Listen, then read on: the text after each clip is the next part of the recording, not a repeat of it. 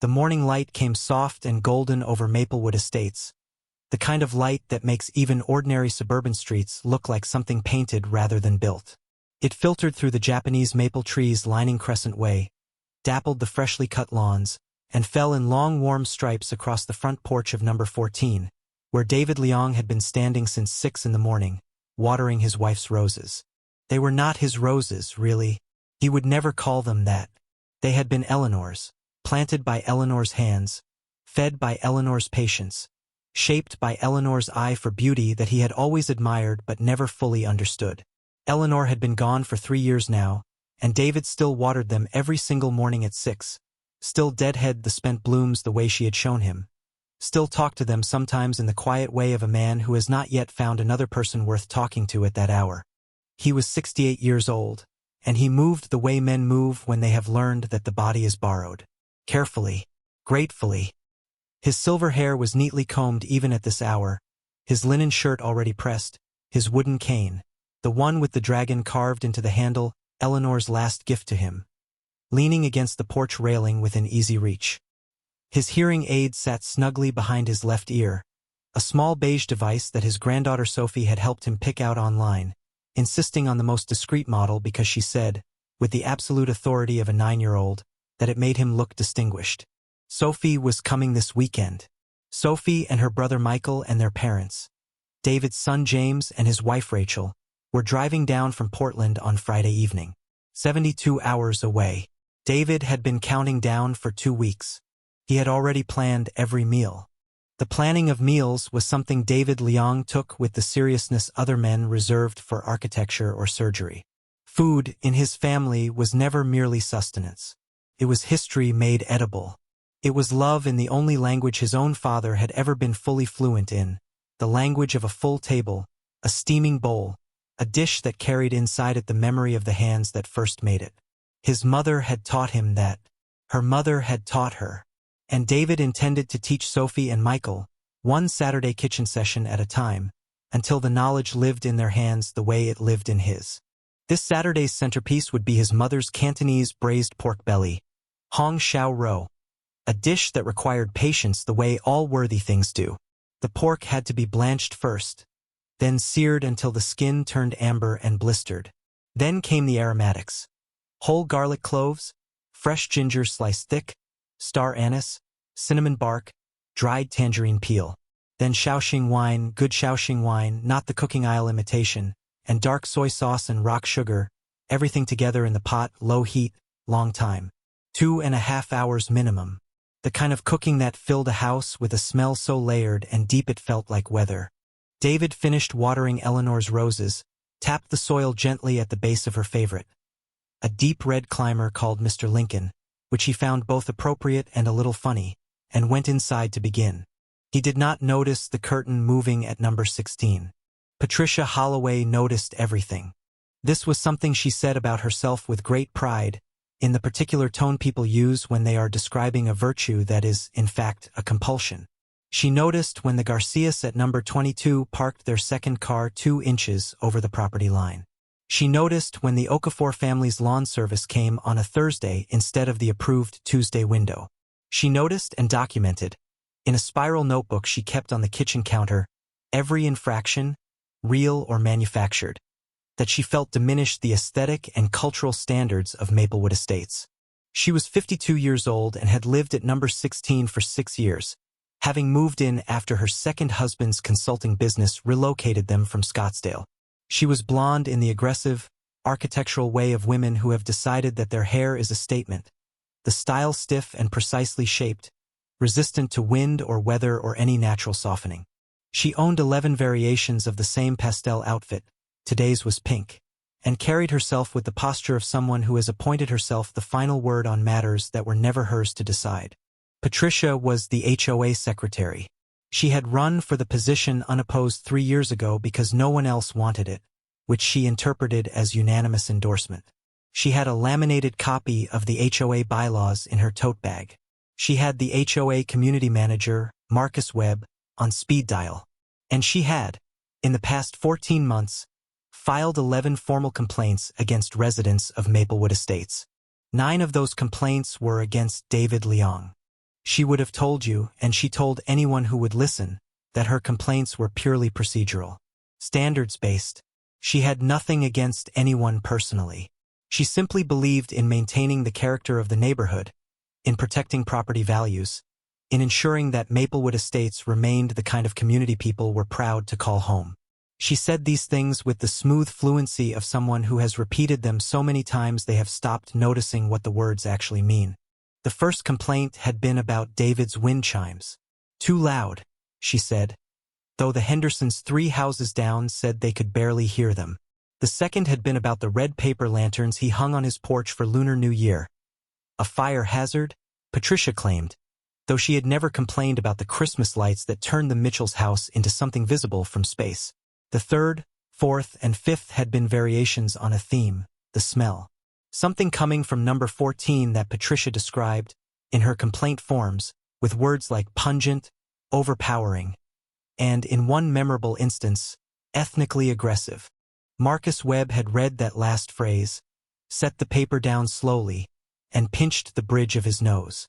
He had not acted on any of the complaints. Each one had failed to meet the threshold of an actual bylaw violation.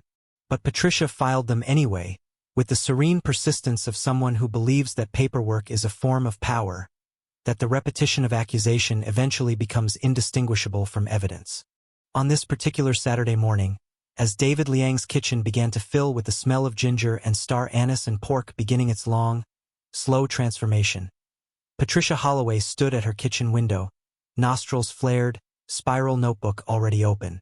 She wrote, "Strong foreign odors emanating from number 14 as of 9:14 a.m. Possibly a health or sanitation concern. Will monitor and report." Then she picked up her phone and called Marcus Webb. He answered on the third ring, already sounding tired. "Patricia. Marcus. I need you to conduct an inspection at number 14. Today." "Patricia. It's Saturday morning. Unacceptable smells do not take the weekend off, Marcus." There was a silence on the line, the specific silence of a man choosing his words very carefully in order not to say the ones that first come to mind. "I'll come by this afternoon," he said finally. "But Patricia, I need you to understand that unless there is a documented bylaw violation—" "I've documented it," she said. "I'm documenting it right now." She hung up. Then she opened the Maplewood Estates Facebook group and began to type. David did not see the post. He did not use Facebook, a fact Sophie found both baffling and charming. He was standing at his stove, watching the pork belly begin to take color, and he was thinking about his mother. Her name had been Mei Ling. She had come to San Francisco from Guangdong province in 1971 with $40, a cloth bag, and the absolute certainty that her children would eat well no matter what else the world denied them. She had worked 3 jobs before David was born and 2 jobs after. She had cooked every night without exception. Even on the nights when she came home so tired she had to hold the counter to stay upright. She had taught David this exact recipe, when he was 12 years old, standing on a step stool beside her in their apartment kitchen, and she had held his hand over the pot and said in Cantonese, "You have to be patient with things that are worth waiting for." David stirred the pot gently and said, to no one in the kitchen and to everyone who had ever stood in a kitchen before him, "I know, Mama. I know." The house filled with something that was not just smell but memory. Star anise and thyme, garlic and love.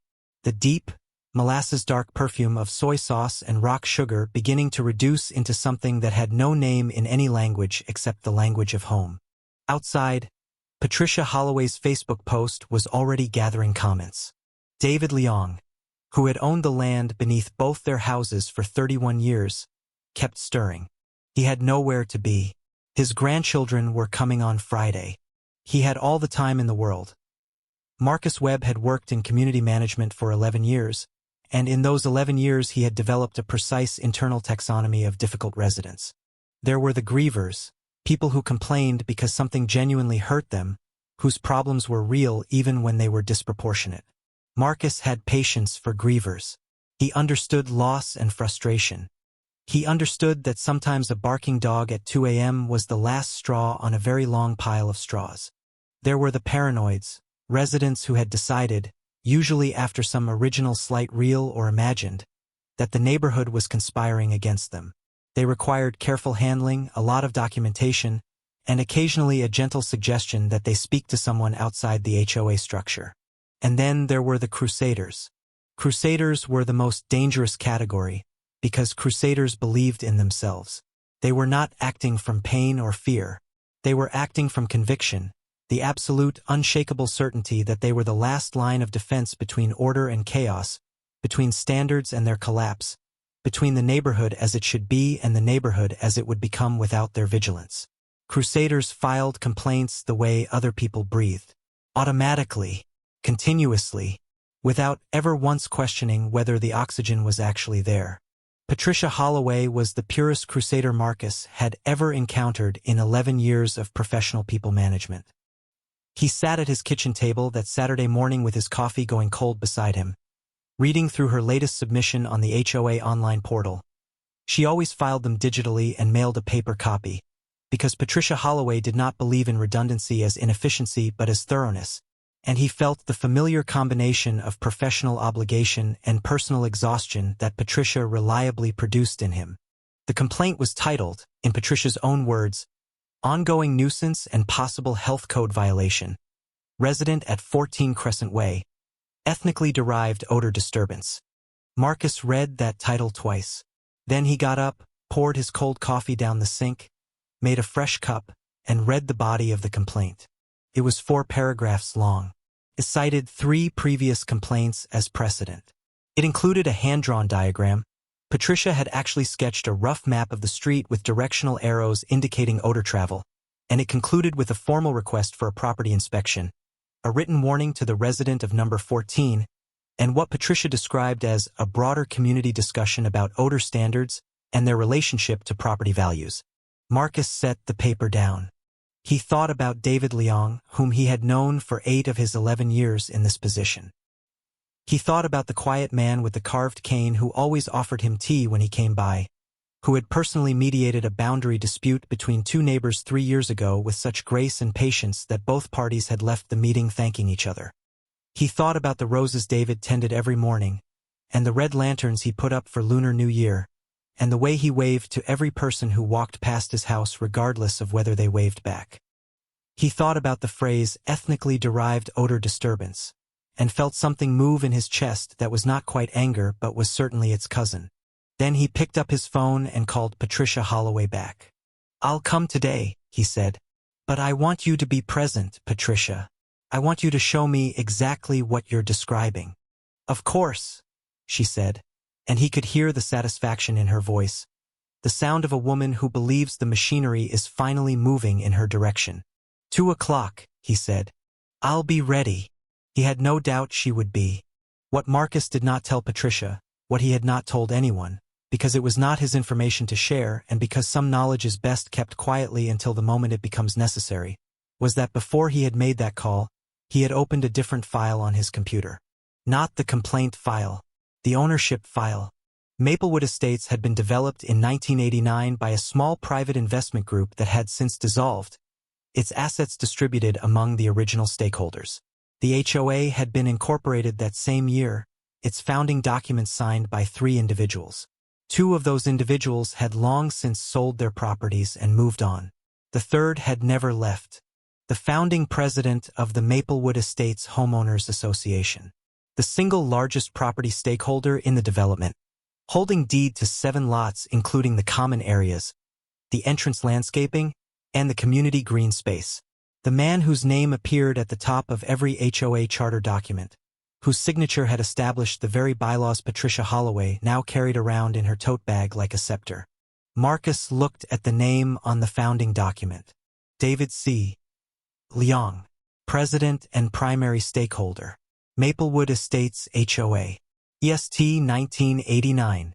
He closed the file. He looked at Patricia's complaint, with its hand-drawn odor diagram and its request for a community discussion about standards. He allowed himself privately one very small smile. Then he went to get ready for 2 o'clock. Patricia spent the hours between her call with Marcus and 2 p.m. in a state of productive agitation. She refreshed the Facebook post 17 times, screenshot the comments she agreed with, and drafted a response to the ones she didn't. She updated her spiral notebook. She reorganized her complaint folder. Printed copies, 3-hole punched. In a blue binder she had labeled Maplewood Standards Enforcement. Active file and flagged the David Leong section with a red tab. She also, because she was nothing if not thorough, walked to the edge of her property line twice to confirm the smell was still present. It was rich and deep and layered and utterly foreign to her nose, which had been trained by 30 years of oregano and ranch dressing and the particular olfactory blandness of food that has never needed to prove anything because it has never had to survive anything. She did not think any of this. She would not have recognized it as thought. She experienced the smell as simply self-evidently wrong, an intrusion, an imposition, an act of sensory aggression committed against her right to breathe the air of her neighborhood without being reminded that the neighborhood contained people whose lives were shaped by different histories than her own. She wrote in her notebook, "Odor persists as of 11:47 a.m. Appears to be intensifying. Community health concern." At number 14, David had moved the pot to a lower flame and was sitting at his kitchen table with a cup of tea and a photograph of Eleanor, telling her about the menu for Friday. "I'm making your spring rolls too," he said. "I know mine are never as good as yours. Michael doesn't know the difference yet. Sophie does, but she's kind about it." He touched the edge of the photograph gently with one finger. "She has your manners," he said. "James doesn't know where she got them. I do."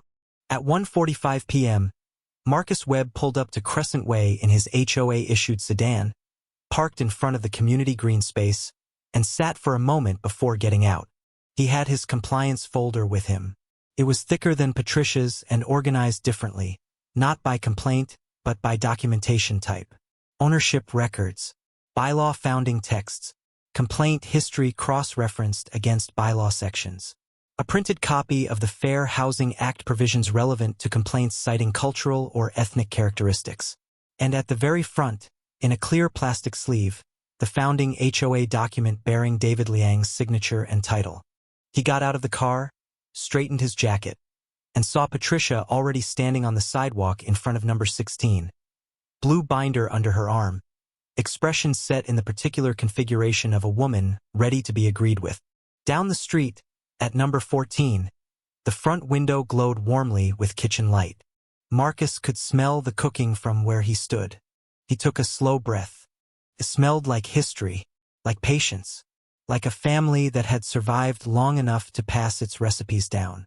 He walked toward Patricia, and he let her begin to talk, because he had learned in 11 years that people reveal the most about themselves in the moments just before everything changes and they still believe they are winning. She had a great deal to say. He let her say it. 2 o'clock arrived like a verdict that had already been written. Eleanor Leong had planted 12 rose bushes in the front garden of number 14, and David had kept every single one of them alive for 3 years without her. This was no small thing. Eleanor had possessed what their son James called plant telepathy, a seemingly instinctive understanding of what each growing thing needed, when it needed it, and in what precise quantity.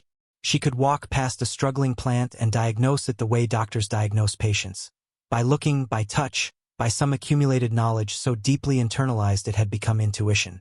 David had watched her do it their entire married life, 41 years of it, and he had absorbed enough of her method to keep the garden living, though he was the first to admit it did not thrive under his care the way it had under hers. But it lived. The roses lived.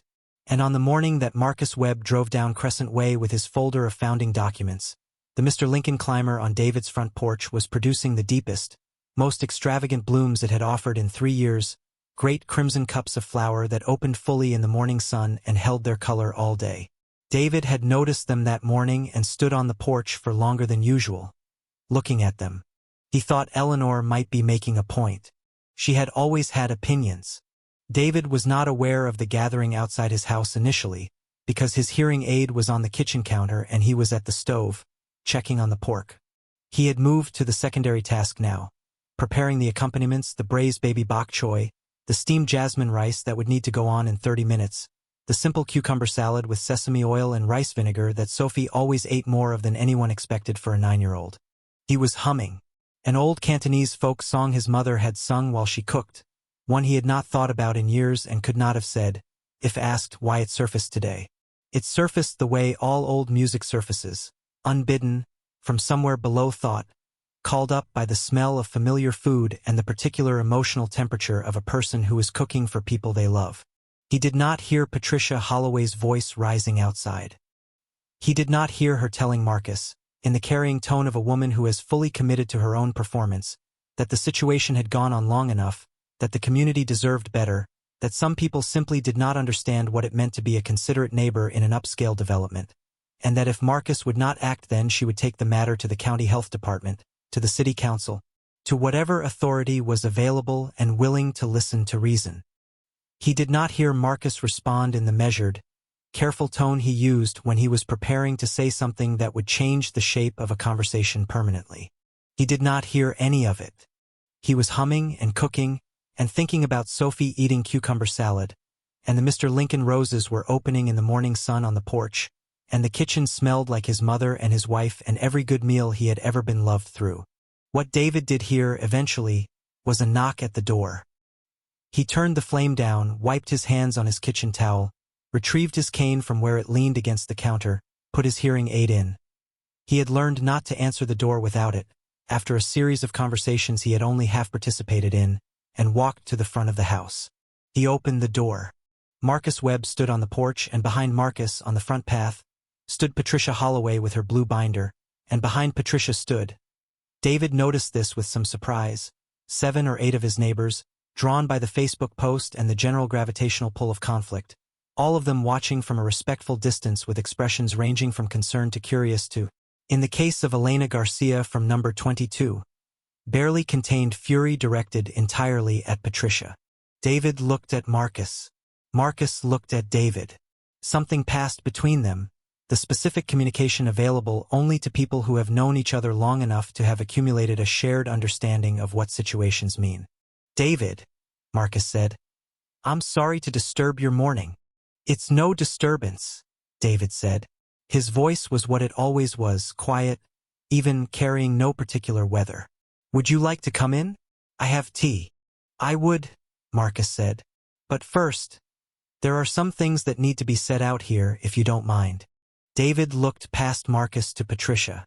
Patricia was holding her binder with both hands now, the way a person holds something when they are preparing to present it as evidence. "Of course," David said. He stepped onto the porch and stood beside the Mr. Lincoln roses and waited. He had learned patience from his mother. He had been practicing it for 68 years. He could wait a little longer. Patricia did not waste time. This was one of her defining characteristics. She mistook efficiency for righteousness, velocity for virtue. She began speaking before Marcus had fully turned to face her, her voice in the register she used for what she privately called official business. Slightly louder than necessary, slightly more clipped, each sentence arriving with the cadence of a document being read into the record. "Marcus, I want to formally state, for the record and in the presence of witnesses, that the resident of number 14 has been in ongoing violation of the Maplewood Estates community standards regarding nuisance odors, with this most recent instance representing the 10th documented occurrence in 14 months. 9th, Marcus said. Patricia paused. "I beg your pardon? You filed 9 complaints, not 10. The one about the wind chimes was filed twice in error and was counted once. The point, Marcus said, and something shifted in his voice, a subtle change in pressure that made 3 of the neighbors on the path take a small, involuntary step forward, is that I've driven here on a Saturday afternoon to conduct an inspection, so let me conduct it." He opened his folder. He turned to Patricia, and then he did not look at anything that Patricia had given him. He looked at the founding document in the clear plastic sleeve at the front of his own file. Patricia watched him with the expression of a woman waiting for a machine to produce the outcome she has selected. "Patricia," Marcus said, in the conversational tone that preceded the most consequential things he had ever said in 11 years. "When you moved into Maplewood Estates 6 years ago, you signed a residency agreement. Do you remember that?" "Of course. And you understood that the HOA structure, the bylaws, the complaint process, the standards you've been citing in every complaint you've filed, all of it derives its authority from the founding documents of this association." "Yes. Yes, obviously." "Good." He turned the folder toward her. Can you read me the name in the founding president and primary stakeholder line? Patricia looked at the document. Her mouth opened. Then it closed. Read it aloud, please, Marcus said. For the record. Since we're doing things for the record today. From the porch, David watched. His expression did not change. He had known this moment would come eventually.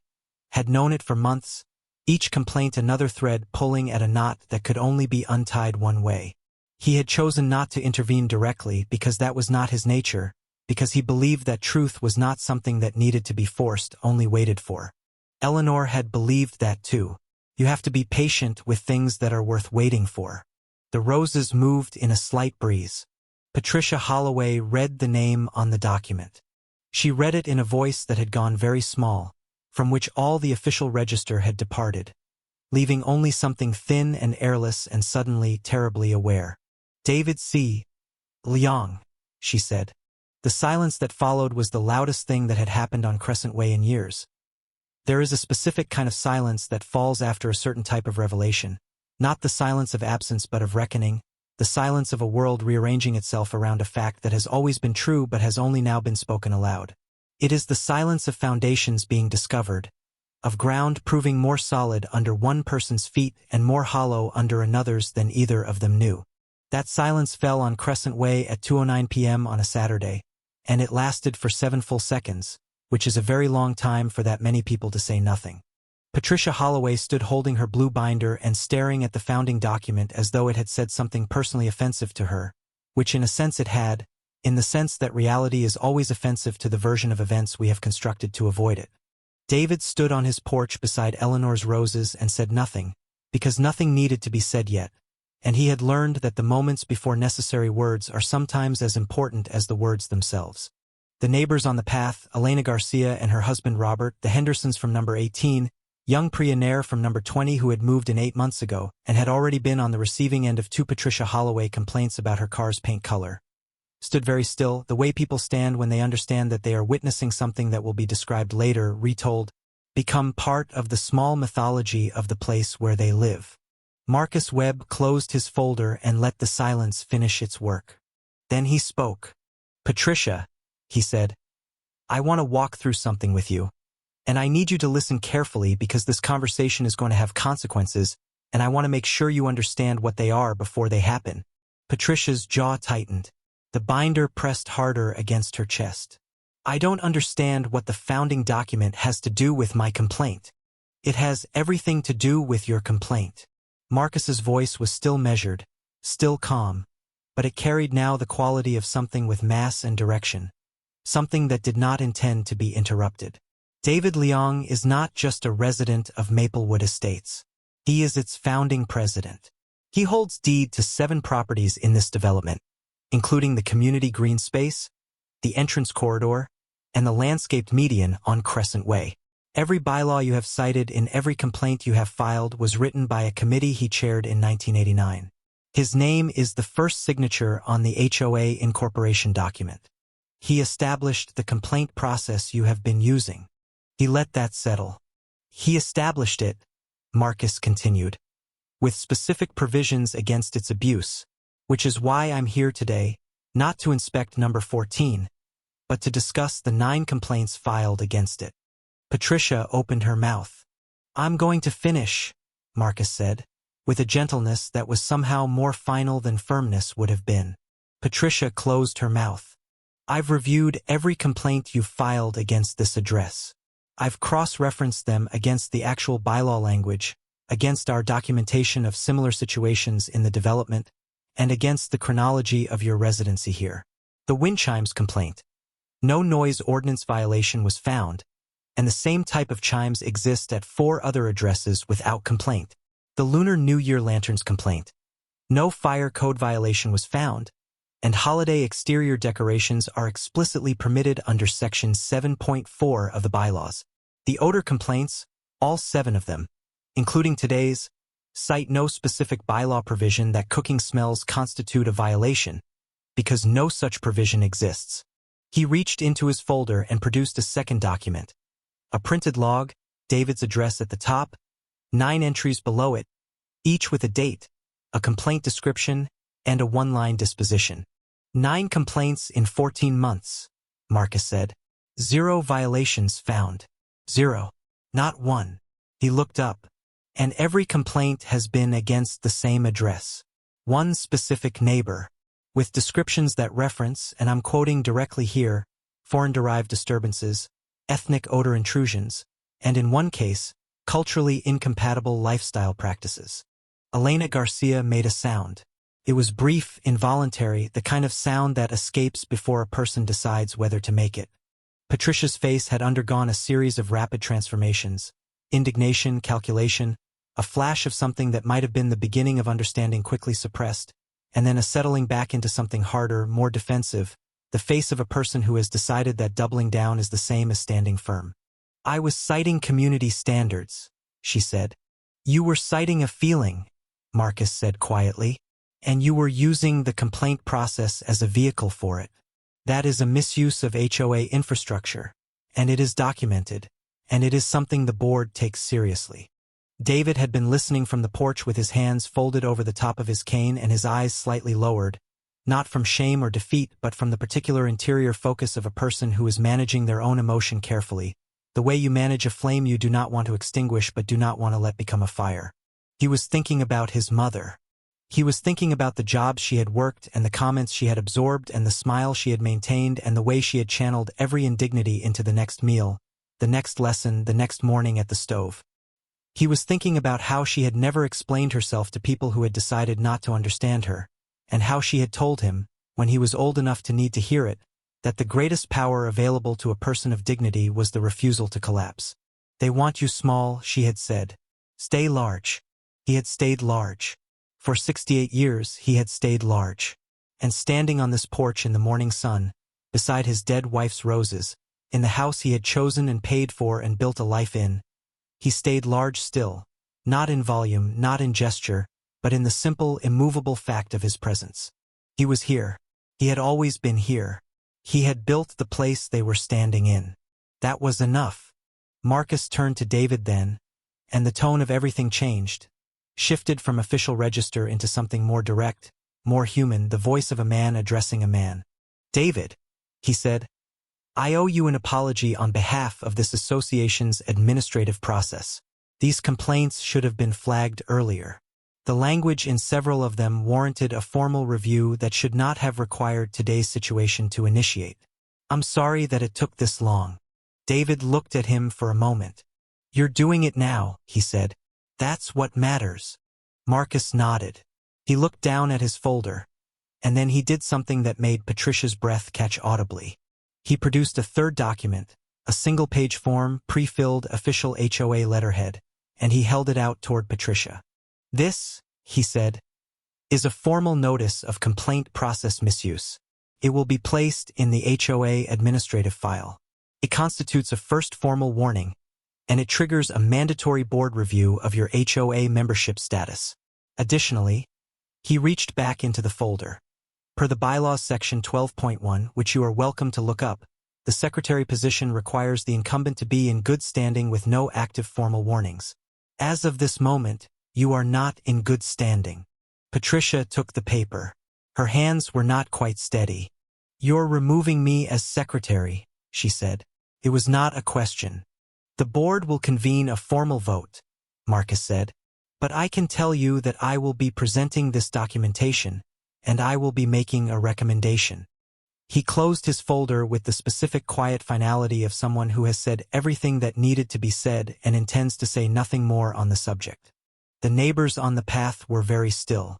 The Mr. Lincoln roses moved in the breeze that evening, after Marcus had gone and the neighbors had drifted back to their houses in the particular subdued way of people who have witnessed something that requires processing, and after Patricia Holloway had walked back to number 16 with her blue binder and her formal warning notice and the new, unfamiliar weight of consequence, David Leong sat at his kitchen table with a cup of tea and called his son.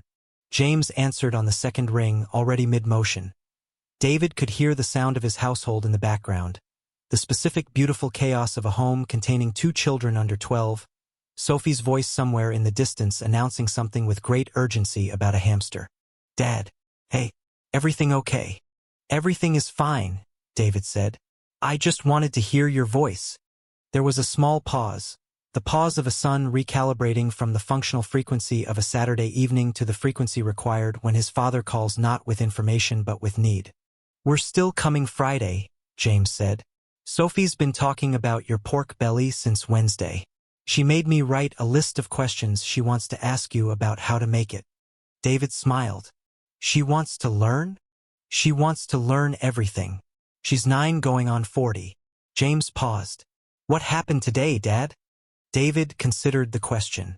He considered the version of the answer that would worry James, the version that would anger him, the version that was technically complete. Then he considered the version his mother would have told, which was the version that was true without being an emergency. The neighborhood reminded itself of something it had forgotten, David said finally. That's all. James was quiet for a moment. He had grown up watching his father translate the world this way, taking things that were hard and finding the sentence for them that was accurate without being crushing. It was a skill he had spent his entire adult life trying to learn and only partially succeeded at.